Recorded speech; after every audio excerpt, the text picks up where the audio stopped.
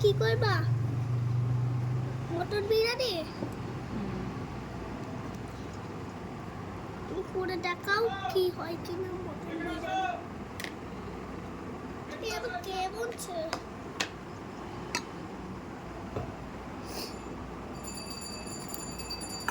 কয়বার ছবি তোলা হয়েছে দাও। যা পড়ে গেল।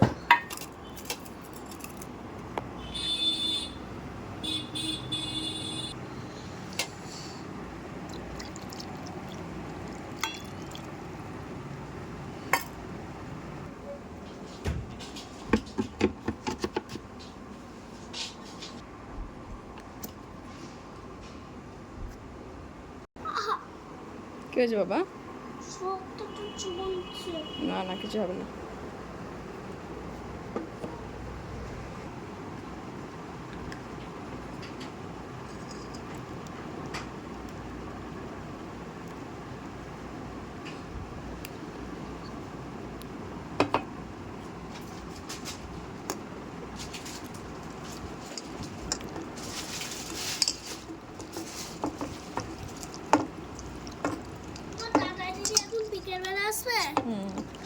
কি? দাদা দিদি বিকেলবেলা আসবে।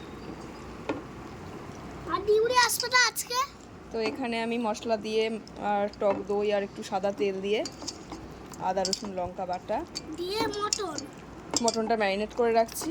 দিয়ে বিরিয়ানি হবে। হ্যাঁ বাবা, বিরিয়ানি করব। বিরিয়ানি চাল আছে।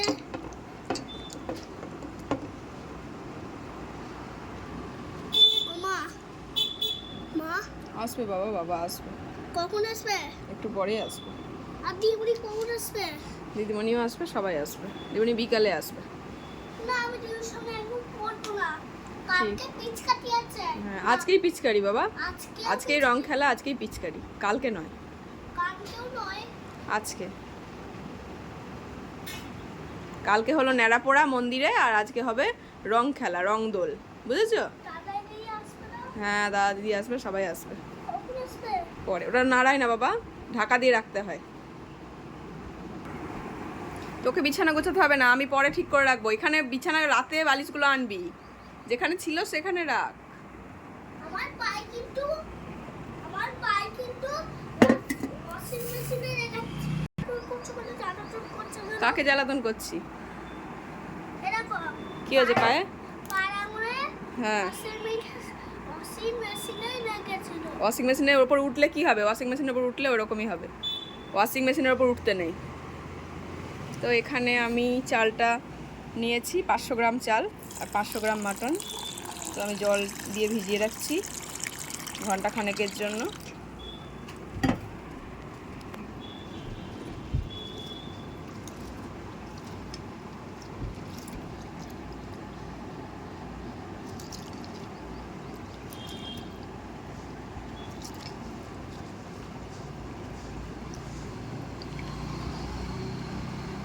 আর এদিকে চালটা ভিজুক, ততক্ষণে আমি অন্য জোগাড়গুলো করে নিই।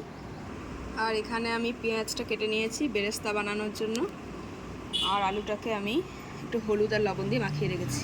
ফুড কালার দিইনি, ছেলে খাবে তো, তার জন্য আমি ওই লবণ আর হলুদ দিয়ে মাখিয়ে রাখলাম। আর পেঁয়াজটা আমি বেশ জিরি করে 3টে পেঁয়াজ কেটে রাখলাম। তো এখানে তো জোগাড় মোটামুটি হয়ে গেল।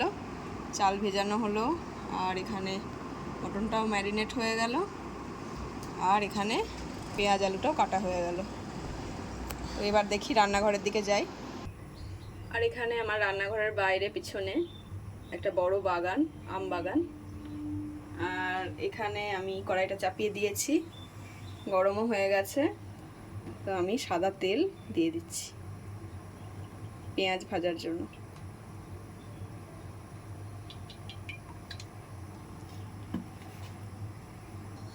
তো তেল এখানে গরম হয়ে গেছে, আমি এবার পেঁয়াজটাকে দিয়ে দিচ্ছি।